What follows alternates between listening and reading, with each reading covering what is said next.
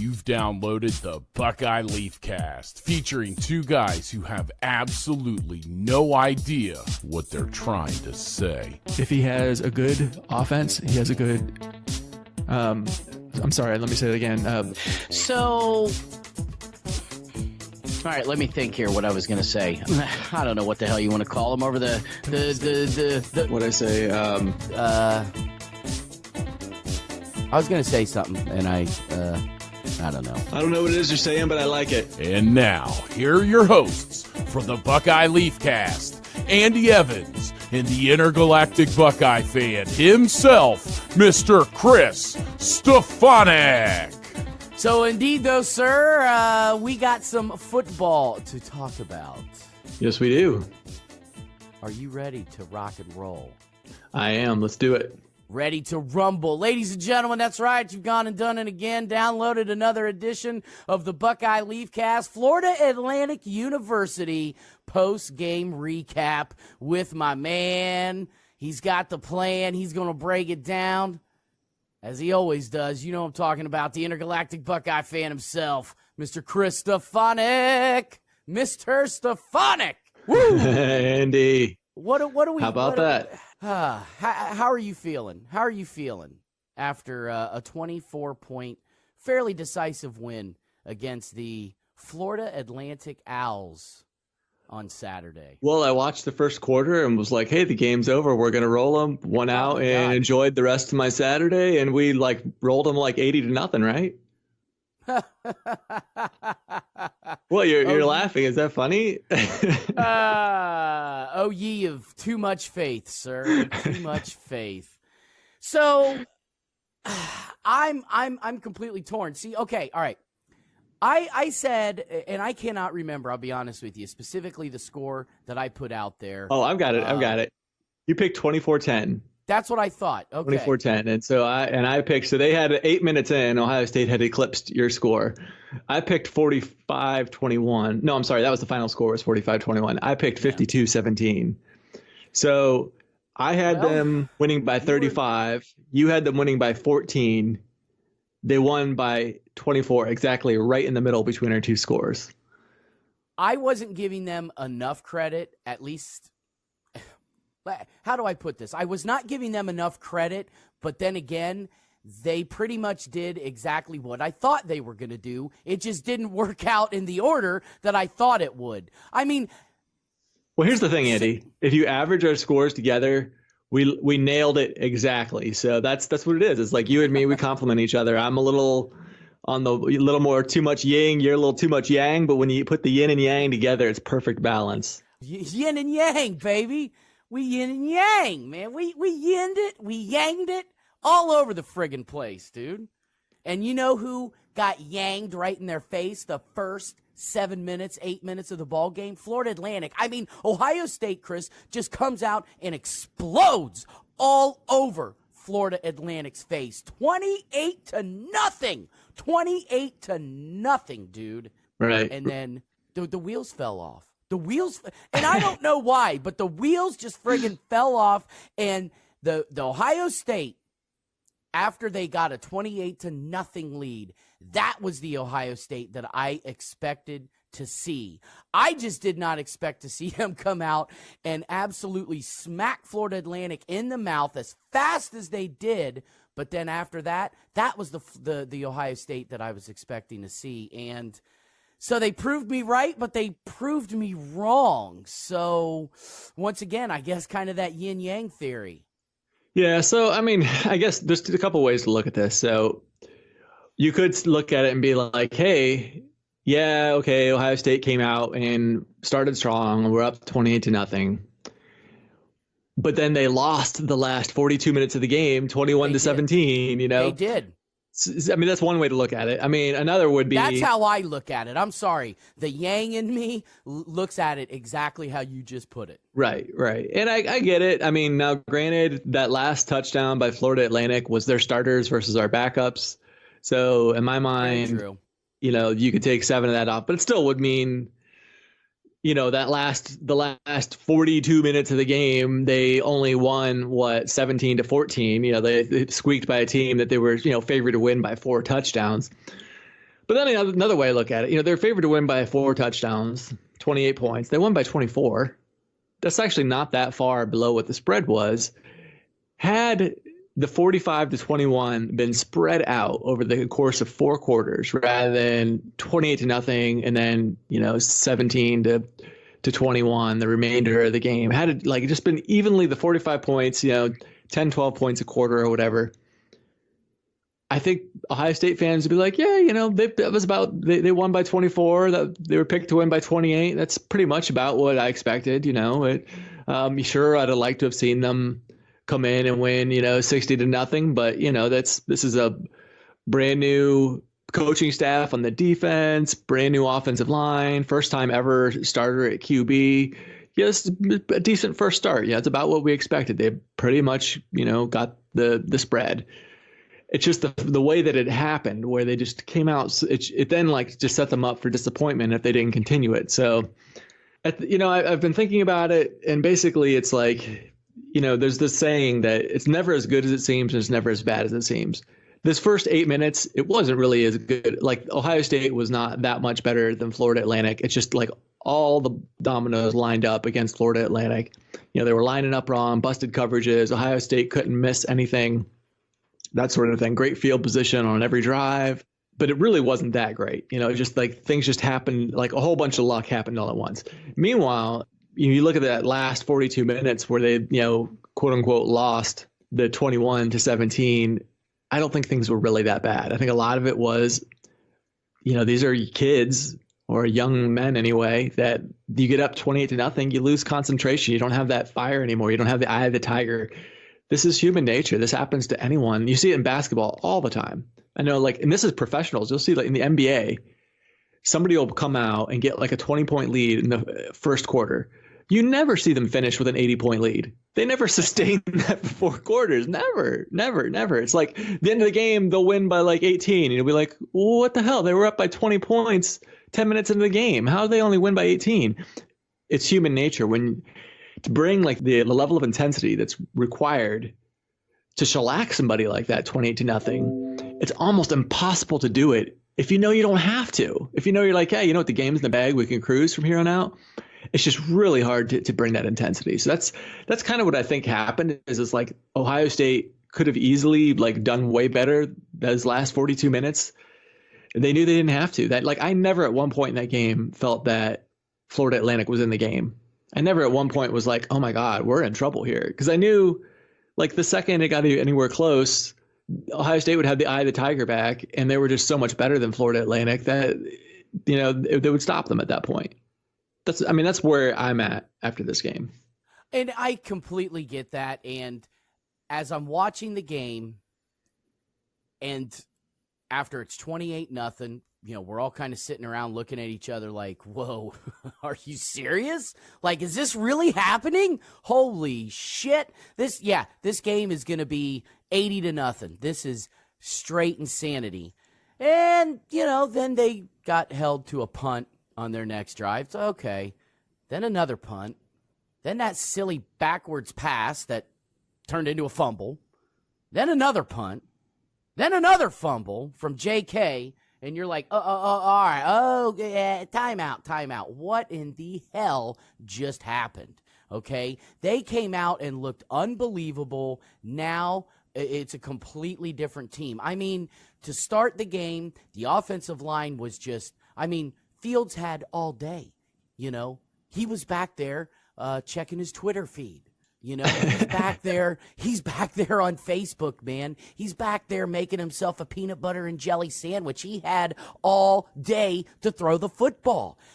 And after that, I think Florida Atlantic kind of woke up and they're like, whoa, okay, okay. All right. Yeah, we're not going to get beat this bad. This is ridiculous. And they made adjustments. And I also think that part of it, Ohio State lost that eye of the tiger. And I also was kind of curious if maybe Ryan Day didn't lose a little bit of that eye of the tiger edge and maybe get a little more conservative with his play calling. Because he did come out earlier in the week and said, basically, we're going to run an offense that caters to our guys, skill set to start the season. Basically saying we're going to keep things as simple as possible. We're not going to show a whole lot. And we're going to basically try and win the football game, doing as little as possible, at least as far as play calling is concerned. So I wonder if maybe he didn't pull in the reins even more and really kept things simple. Florida Atlantic made proper adjustments. You put the two of them together, and all of a sudden, the wheels fell off. However, even though, yes, Ohio State did get outscored with 6 minutes and 50 seconds remaining in the first quarter after that point, 21-17, they still did enough to obviously stave off Florida Atlantic. And I didn't feel that way either, that there was a point where Ohio State could be in trouble, like, here comes Florida Atlantic, they're coming back, because when they finally did score there late in the first half, Ohio State's defense buckled down, held them to a field goal. Then Florida Atlantic comes out, first drive to start the second half, they're moving down the field, defense buckles down, holds them to another field goal. And then, yes, that last touchdown there where they went for two and got it, it was a cheapo. Ohio State's second and third string guys. I think I might have even seen members of the alumni band in there playing as well. It was a gimme touchdown, okay? Yeah, okay, go ahead and give Florida Atlantic that one. But even still, to see Ohio State just kind of fold it up and just kind of do enough to win the game, even though, yes, final score indicated a 24-point win, 3.5 touchdown win. That's a good, solid win. I think it was a good start for Ryan Day for the most part.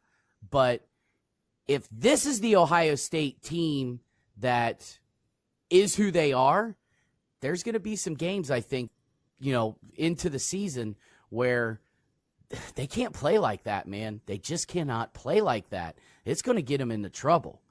So let's hope that that's not the case, and let's just hope that this was just kind of like an explosion of just, they were so excited, they're so amped up, they're so hyped. I mean, it's like you got that, you've had a crush on girl for a long time. You finally get a date with her. You're so excited. You get home and, you're, you boom. And then after that, it's like, oh, really? Is that all you got? Okay. And you kind of limp home the rest of the way, if you catch my drift. Yeah, well, part of it is the expectation. So Woody Hayes, his winning percentage was .761 at Ohio State. .761. Pretty good. So you say. Over .761 for a 12-game season is 9 wins. So that's 3 losses. That's 3 losses a year. Not even counting Big Ten championship game, which, you're not going to win every one of those. Playoffs, bowl games, you're not going to win every one of those. 3 losses before you get out of the regular season. And this is the greatest coach Ohio State's ever had, like unquestioned. So, well, I mean, I guess some might question Urban, but considering the number of national titles, the number of Big Ten titles, and the fact that Woody had a whole different type of Michigan team to contend with than what Urban had to deal with. Urban never had a rival that was on his level. Woody had a rival that was on his level to deal with. And Agreed. He's losing. And Woody, with his percentage, is losing 3 games a year. I mean, Ryan Day, if he loses 15 regular season games in those 5 years, I mean, he's going to get rode out of town on a rail. People are going to be like, this guy's terrible. So the expectations right now are kind of ridiculous. They're kind of ridiculous. I mean, a lot of people were disappointed last year when Ohio State goes 13-1 as Big Ten champions and wins the Rose Bowl. I'm sorry, it's kind of ridiculous if you're really disappointed with that. And I mean, I get it, because it's like there's a what could have been, but Florida Atlantic has players too. This team, there are some analysts. I mean, Phil Steele, I think, is one of the best guys out there at predicting college football. I think he's got Florida Atlantic winning Conference USA. If Florida Atlantic wins Conference USA, beating them by 21 points, 24 points rather, was a pretty good win. That's middle. The winner of Conference USA is good enough to probably finish in the middle of the Big Ten. at a minimum, not the bottom, a middle, like, I agree with that. Out of 14 teams, maybe they finish 9 or something like that. I'd even give them maybe 7 or 8, like right there in the middle. Right. Yeah. I mean, a lot remains to be seen on how this turns out. But, in the meanwhile, you're saying the wheels fell off. Florida Atlantic had negative 14 yards at halftime. Florida Atlantic, their touchdown came because JK fumbled right in Ohio State territory. They didn't even, when they got that field goal rather, to the first scoring of the game. When they got that first field goal, they didn't even get a first down. JK fumbles, the defense stops them, they kick a field goal. They come out second. It wasn't until the fourth quarter that they finally got a touchdown. The defense looks really stout. And oh, by the way, Florida Atlantic had a top 20 offense last year. Their defense was pretty poor, but their offense was like a top 20 offense in the nation. And Lane Kiffin's an offensive genius, and he's got athletes all over the field out there. And this was a defense that was like historically awful for Ohio State. Like, in some measures, the worst defense Ohio State's ever had. If you remember last year, terrible team they played, Oregon State, to start the year. Now, granted, they scored 70-some points on one side, but the other side, they gave up 30-some. They gave up how many plays of 30-some yards, in that game? I think they had one, and it wasn't until the fourth quarter that they finally gave up a 30-yard play. Florida Atlantic had one explosive play. So, I mean, the defense looks night and day. It looks like we're back to the silver bullets. Now, again, we might find out at the end of the season that Florida Atlantic's a 3-9 team, and this didn't mean anything, but I don't know. We'll see as things pan out. It's just really early to be drawing any kind of conclusions off of this, and especially really strong conclusions. You know what I mean? It's okay, it's one thing to be there's some things that look good and some things that look bad. That's one thing. That's pretty obvious. But to be Ohio State's in trouble going forward. It's no, it's kind of week one, dude. Remember how we felt after they lost to Virginia Tech in 2014? I think this team looks, now granted, this is not Virginia Tech they're playing, but then again, Virginia Tech was a middle of the road ACC team. If Florida Atlantic ends up being the Conference USA winner, that's probably pretty comparable to a middle of the road ACC team.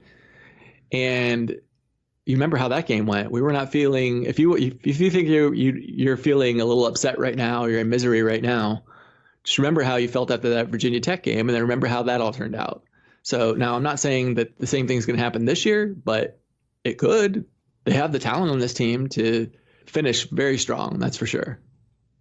Well, I'm certainly not concerned about the defense. As I stated before, the defense is going to be the backbone and the saving grace of this football team. I thought the defense played well. To your point, 4 sacks, 12 tackles for loss. The defensive line is just stout. And hell, they didn't even play 3 guys? I know that Tyler Friday, Tyreek Smith did not play. Jonathan Cooper, for Pete's sakes, didn't play. And there was somebody else, too, that I'm forgetting off the top of my head who was on the defensive line that didn't play. And they still looked lights out. I mean, this defensive line, Chase Young, just going to be a beast. I mean, the defense I've got absolutely no qualms about. No. Oh, my God. Buts. I have a huge qualm with this defense. Oh my God! I want to hear that. I didn't see one point in the game where they had the linebackers up at the line of scrimmage. I mean, what is this shit? Dropping the linebackers back so they can actually watch the play unfold before them and not get caught up in the offensive lineman blocks the second the ball is snapped. I mean, this is some crap. I want to see my linebackers up there like linemen getting their asses blocked the second the ball is snapped. This is bullshit. Okay. So to your point, your qualm. The linebackers just are not that great. Malik Harrison really, truly is, and even Baron Browning had a decent game. I mean, those two really are what we've got. I kept hearing all spring and throughout summer ball, Taraja Mitchell. He didn't play until the very end of the game. I didn't see him in there until, it was like the fourth quarter when they finally put the second and third, or, the second team in. But I kept hearing all this stuff about Taraja Mitchell, and he barely played, and instead they're trying to rely on, Pete Werner and Tuff Borland. And Tuff Borland, 3 tackles, 2 solo. That was it. Werner, decent game, 4 tackles, 3 solo. He did have 1 tackle for loss. But Harrison, 5 tackles, 3 solo, 1 sack. He had 2 tackles for loss. Baron Browning, 4 tackles, 2 solo, 1 for loss. I guess he and Warner had about the same kind of game, quite frankly. But even still, I'm not sold on Pete Werner. I'm not sold on Tough Borland. They're just not fast enough.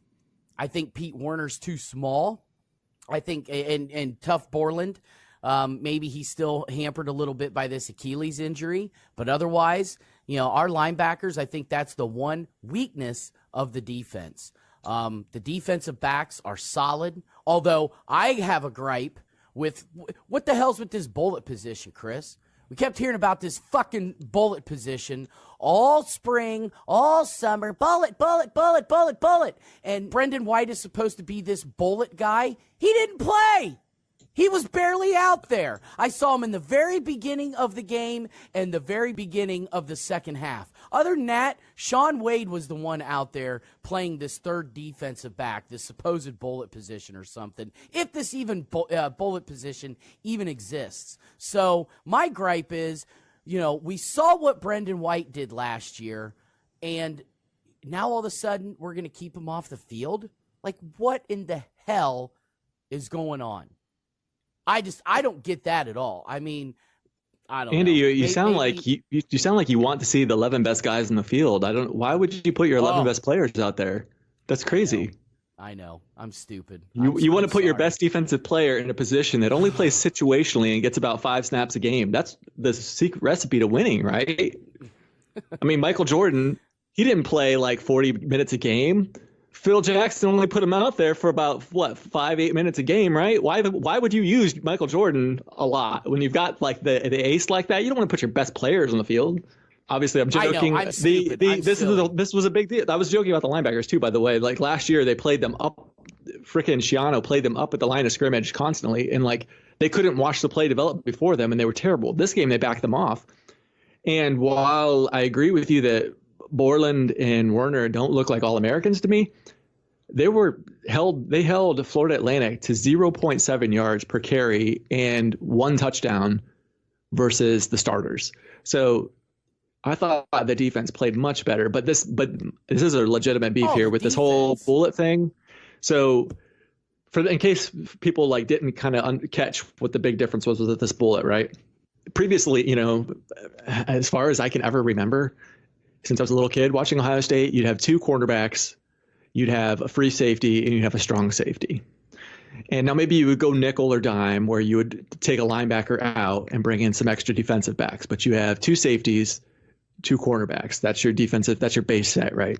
So now you still have 4 defensive backs with this new defense they're trotting out there, but it's 1 safety. Jordan Fuller, they're calling him like, I think a deep safety is what they're calling him. And then 3 cornerbacks. But situationally, they'll swap out one of the cornerbacks, in this case, the nickelback, Sean Wade, for a strong safety, which they're calling the bullet. So what this means, though, is now White is splitting time with Sean Wade. And like Sean Wade was out there most of the time. So it was like, it wasn't even 50-50. It was like. Yeah, no. Wade got snaps.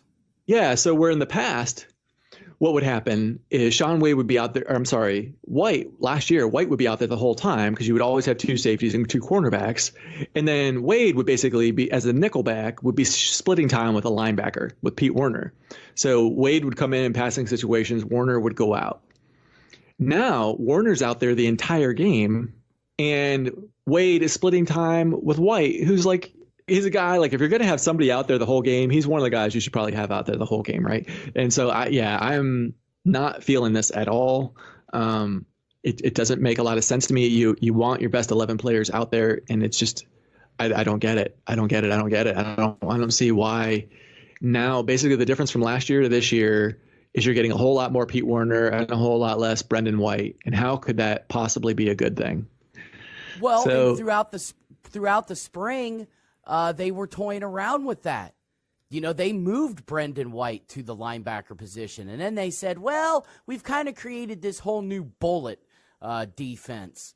And so that's what I thought was like, oh, wow, they're going to play like a 4-2-5 kind of thing where, 2 linebackers, 5 defensive backs. You still got your 4 defensive linemen, and maybe they're going to be yanking Borland or Werner out in lieu of Brendan White.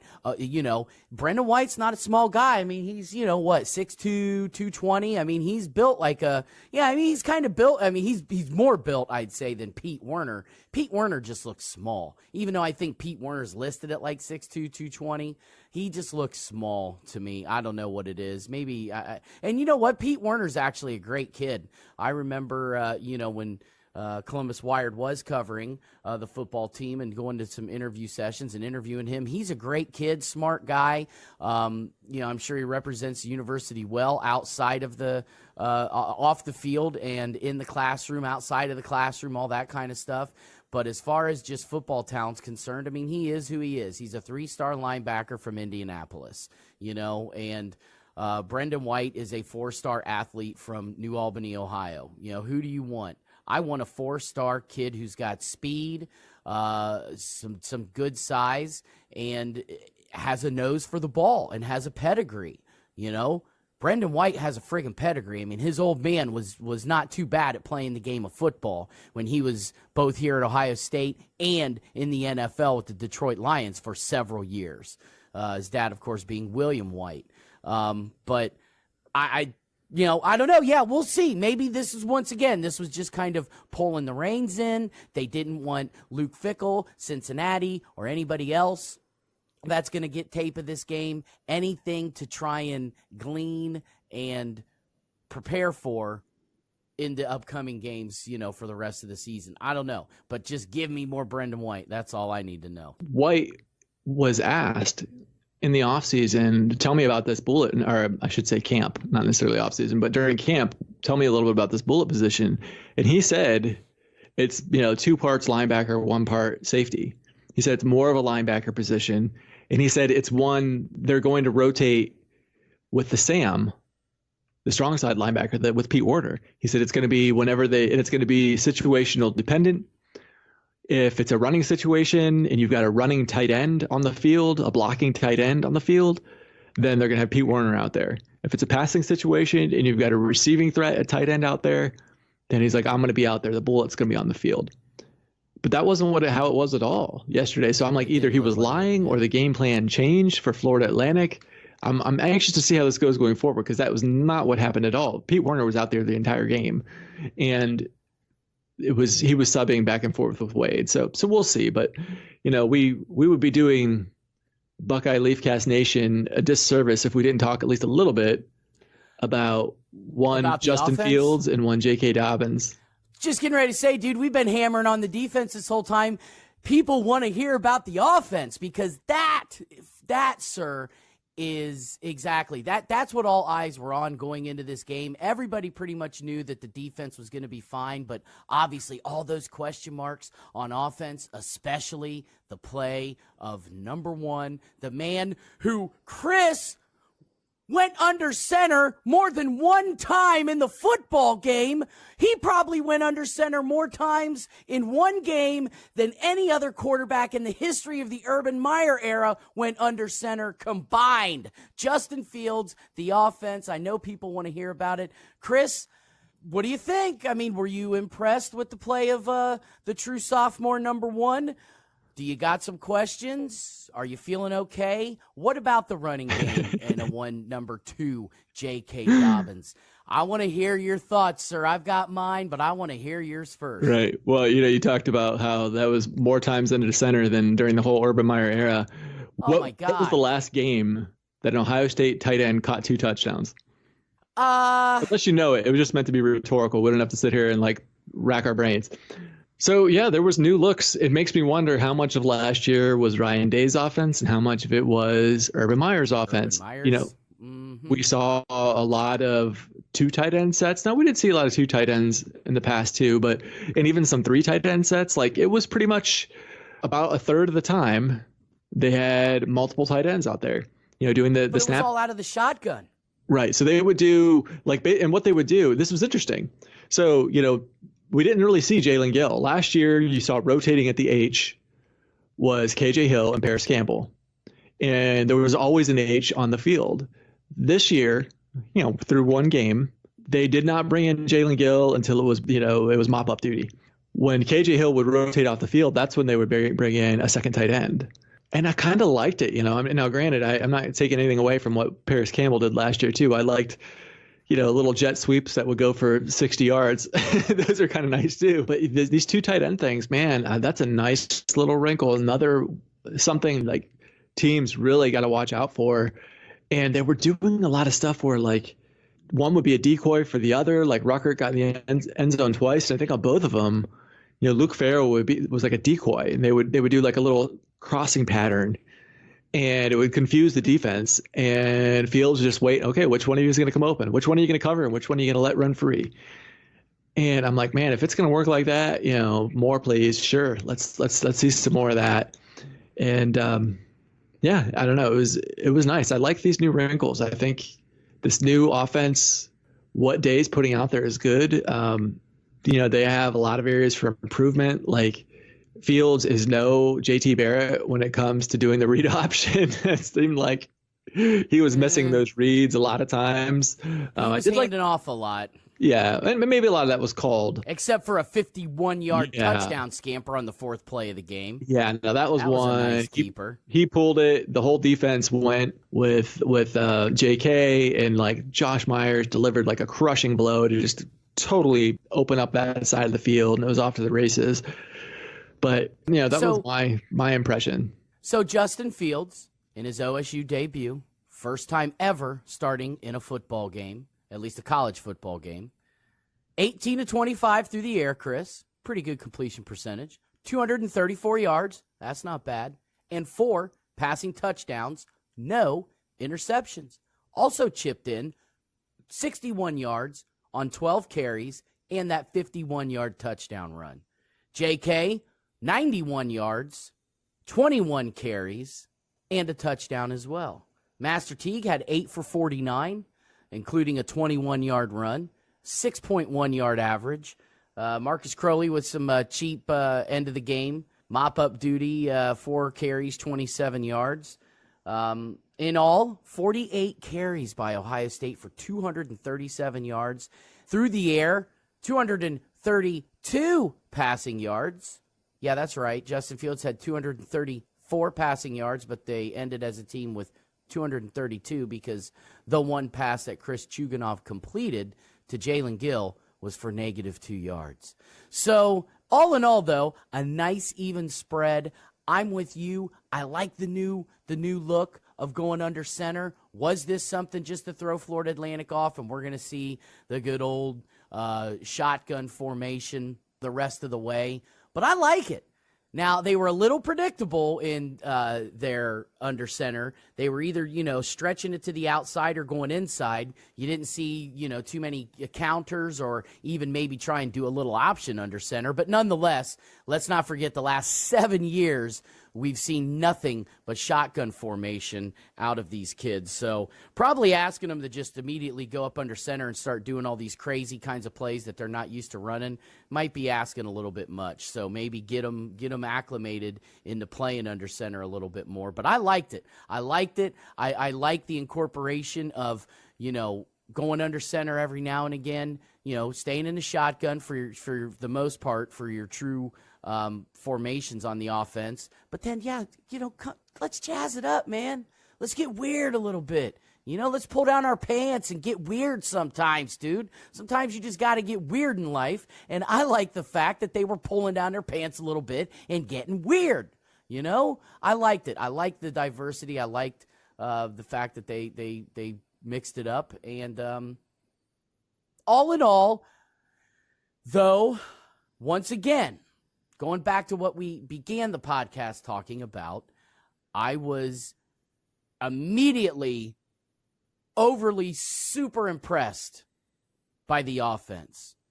And I'm sitting here thinking, wow, dude, just go ahead, pile it on the plate, give me a big old fat plate of crow, because I am just going to start chowing down right now. I could not have been any more incorrect on my assertion of how this offense was going to come out and play. And then after that, seriously, the wheels fell off. Now, they regrouped a little bit, and they still scored a couple of touchdowns in the second half. However, Chris, those 2 touchdowns that they scored in the second half were from midfield or closer. They did not have a long sustained touchdown drive after those first 28 points. Now, at the very end of those were pretty short. A lot of those were short too, because Florida Atlantic never got a first down. During those first 28 points, it was like, 3 and out. And you remember, like, DeMario had like a 35-yard punt return, and it was those were not long fields, generally speaking. Maybe the first one was, because they took the kickoff and returned it to actually their opening kickoff, I think they got a 30-some yard return on the kickoff too.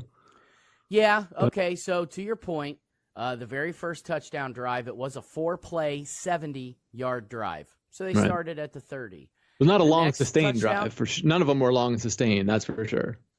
Well, no, and maybe I should backtrack on the whole long sustained thing, because the next 2 touchdown drives, the 25-yard pass to Ruckert was a 2-play, 26-yard drive that lasted 36 seconds. The 32-yard pass from Fields to Victor, a 3-play, 58-yard drive that lasted 37 seconds. And then the 29-yard touchdown pass from Fields to Olave, 4 plays, 46 yards, a minute 2. So I guess really, if you look at it, aside from their first drive, and even the Ben Victor drive, I mean, they started on their own 42-yard line. And then their fifth touchdown of the game, the second one to Ruckert, which was that 3-yard pass on the play fake, 10-play, 52-yard drive. So, I guess, in fact, all of their scoring drives just about started either at midfield or even in Florida Atlantic territory. That's interesting. Right. So, I mean, that says a lot of things. One, it's a credit to the defense, and it's also a credit to special teams. We haven't really had much kick returning at Ohio State since, pretty much since I want to say back to the Ted Ginn days, but I guess we did have. We had one guy who had a punt return versus Minnesota. He was pretty good. Can't remember his name right now. Jalen Marshall. That's it.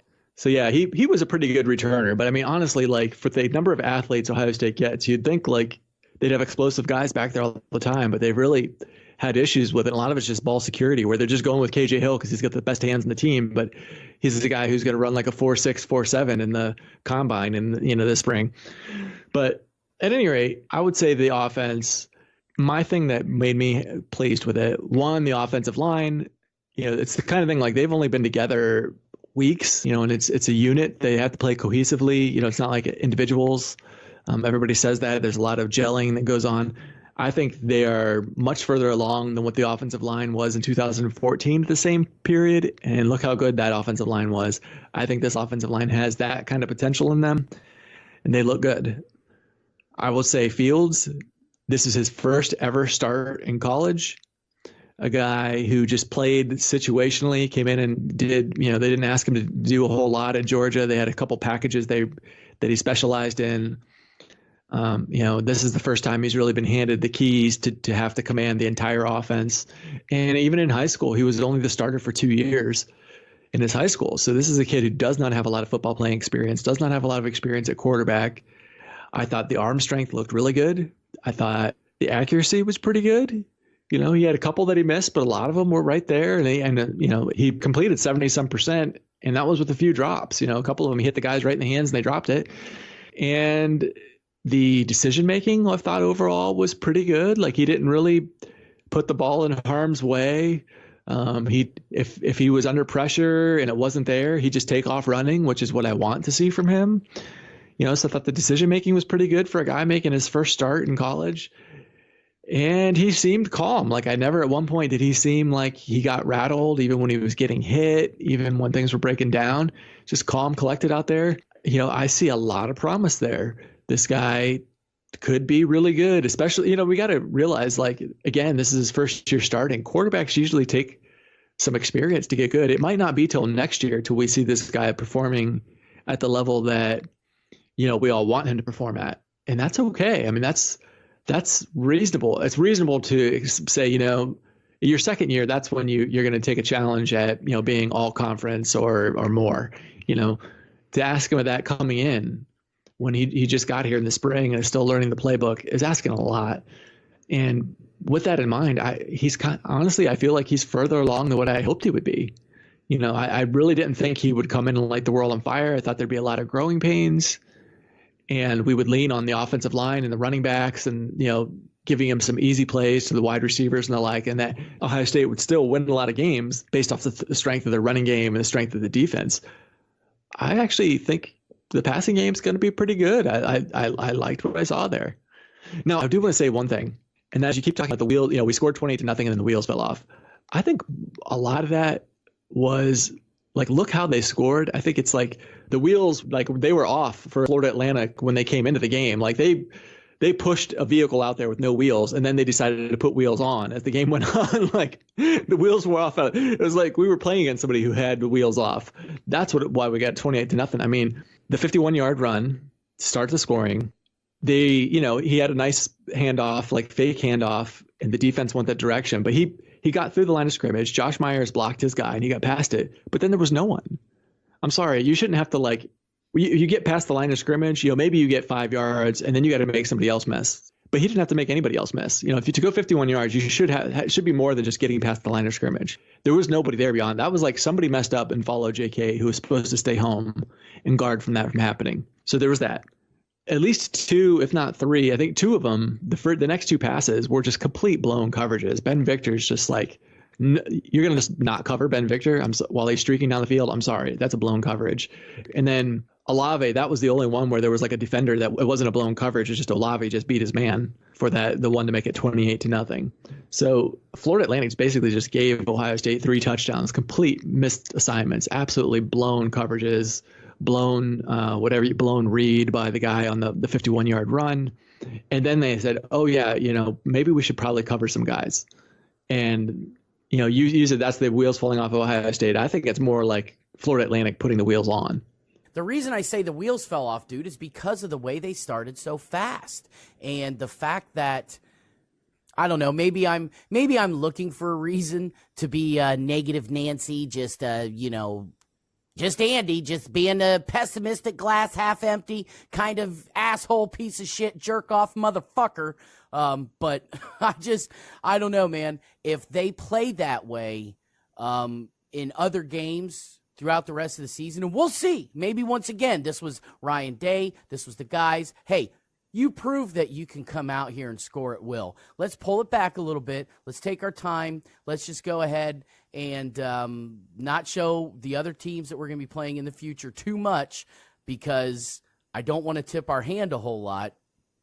And let's just kind of sit back and chill.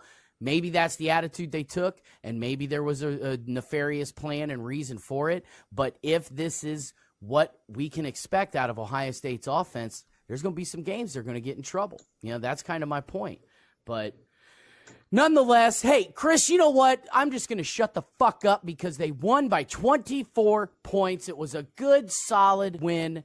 A nice victory for Ryan Day to start out his official head coaching career at The Ohio State University. And I should just shut the hell up and be happy they won the football game, right? Because that's what I kept telling people last year when they were escaping with, crappy wins in Nebraska and Indiana and Minnesota Maryland. And triple overtime against Maryland by a point. Just win, baby, just win. And now here I am dogging out Ryan Day and these kids after a 24-point win. So I'll just shut up, be happy, and let it be. You know what I mean? I hear, brother. I think that we're good. Next week will be a nice challenge. Luke Fickell comes to town, a hungry Cincinnati team. He's got that team playing well. The defense, if we thought that defense we just played was pretty good after that first quarter, this one's going to be a lot better. This is going to be a stout defensive team. It'll be a good test for them. And it's one, Ohio State should win, but I expect Cincinnati to not fall behind 28-0. I expect Cincinnati to not look like a disaster the first 8 minutes of the game, and to be close. going into the second half, and then maybe the Ohio State, their depth, their superior talent pulls away in the second half. It's a 7-point, 10-point game at half, and then they pull away, end up winning by 17, 20 points or something. Ooh. Yeah, so that's where I'm at with it. I expect a tougher test. I expect we learn more. But you would think Ohio State will grow from each week to week. A lot of teams look bad their first week, and I would not say Ohio State looked bad. Is true. They just didn't look as amazing as we might have hoped that they would. So normal growth from week 1 to week 2, especially with a young team, it'll be a good challenge, a good step up to see how they did against Cincinnati. Give the coaches something to look at too. Okay, we had a theory of what this might look like. We had a theory this might work. We had a theory this player used in this situation might have this effect. Now they got to see it. Now they got some film, and they can make adjustments from there. And also they have some film on Cincinnati. With Florida Atlantic, they said Florida Atlantic came out and was doing stuff that they had not seen before. When they looked at the film, a lot of the stuff was like, okay, they never showed this. So yeah, it's kind of the same thing. As the season gets further in, things become a little more predictable. At least that's the theory. Let me tell you what, if they play the way, if everything went, or should I say, if everything goes according to how they just played Saturday, and they do that same thing against Cincinnati, they can still escape with a win. There's no way that they're jumping out to a 28-0 lead on Cincinnati like they did against Florida Atlantic. That is just not going to happen. Cincinnati returns a lot of guys from last year's roster. They were a really good football team last year. They got a nice, solid 10-point win at home to open up their season over UCLA. Now, we'll see how good UCLA turns out to be. Kind of like what you were just saying with Ohio State and Florida Atlantic. Hindsight's 20/20. UCLA could be a 2 or 3 win team, and that 10-point win at home could have meant absolutely nothing. But at least it gave them some confidence, I'll bet, to beat a Pac-12 Power 5 conference school when you yourself are not in a Power 5 conference. And it's going to be interesting to see exactly how fired up is Cincinnati, being led their 3rd season now by Luke Fickell, who, of course, if anybody knows what it means to not only coach and win football games, even as a head coach, not just an assistant at Ohio State, but to be a player on that field playing in front of a little over 100,000 people. It's Luke Fickell. So this is going to be a charged up, motivated Cincinnati team. Luke Fickell is going to have them flying high. Dude, you're out of your friggin' mind if you think that Ohio State can beat this Cincinnati team by 17 or 20 points. Do you really believe that?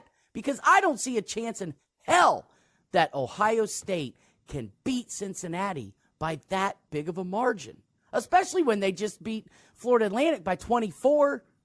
And I think Cincinnati is a way better football team than Florida Atlantic. I think Ohio State gets away with about a touchdown win. Well, Cincinnati last year, 11-2 team, and you talked about Power 5 wins. They beat UCLA last year as well on the road. They went out to Yes, they did. They went out to La La Land, and they beat Virginia Tech in the bowl game. So 11-2 team, a couple Power 5 wins last year, returns a whole bunch of people. Power 5 wins so far this year. This could be a real close one for sure. I mean, at some point, someday Ohio State's actually going to lose to an in-state opponent.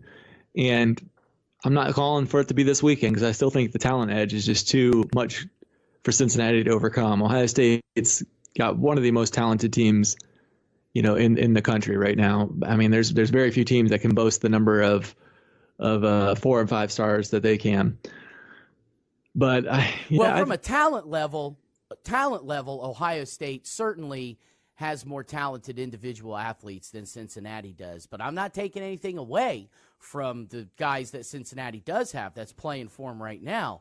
And the whole motivation factor is where it lies with me. And especially if Cincinnati can come out early and smack Ohio State in the mouth, which I think is very possible given what we saw against Florida Atlantic. And I realize Ohio State came out and smacked Florida Atlantic in the mouth and pushed them around very early in the game. But then once again, cooled off big time.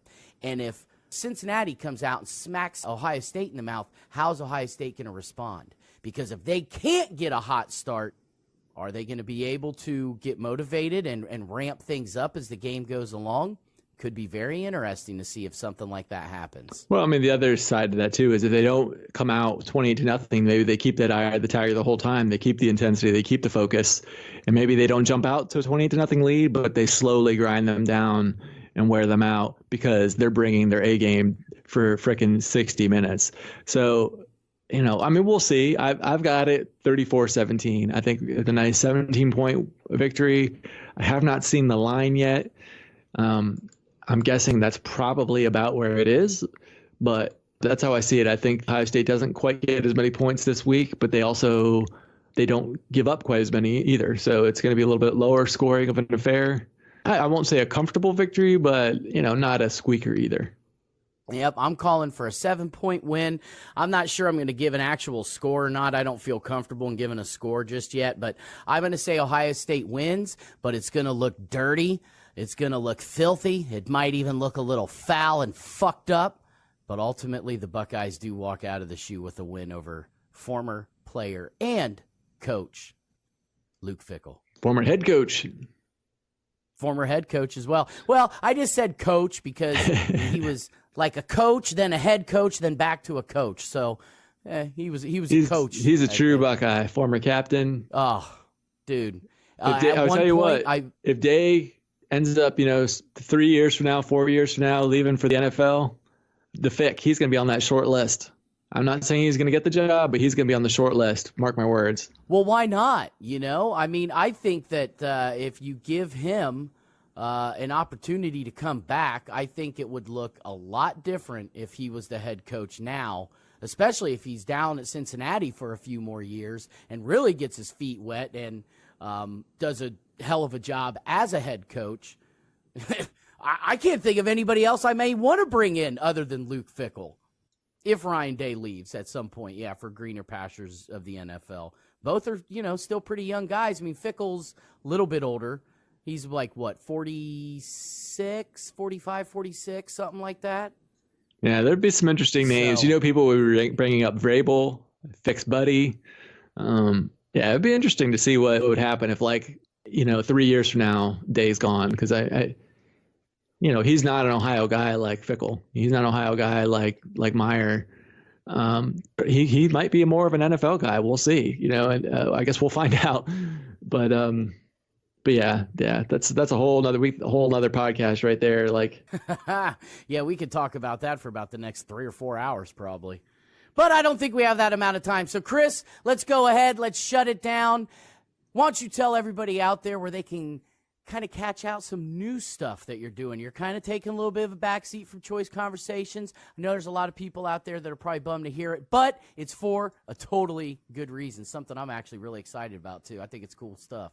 Oh, thanks. Yeah, so I've started doing some sharing some of my music online. I've got a stage name, if you will, of Zen Large. So ZEN and then large, like you would expect. zenlarge.co, go there, or if you just go on YouTube and look for Zen Large, it's kind of like hip hop, a little jazzy. I've got some jazz fusion rock stuff I might be doing here pretty soon. Right now, just one video up, but more is coming. Where that came from. Awesome. Zen Large, my boy, large and in charge. Zen Large. Rocking the microphone, brother. That's awesome stuff. Well, this edition of the Buckeye Leafcast also brought to you by Christie's Cleaning Services, LLC. It's not clean until it's Christy Clean. Be sure to visit her Facebook page at Christie's Cleaning Services, LLC. Also brought to you by Columbus Wired for your premier source for sports in and around the Central Ohio area.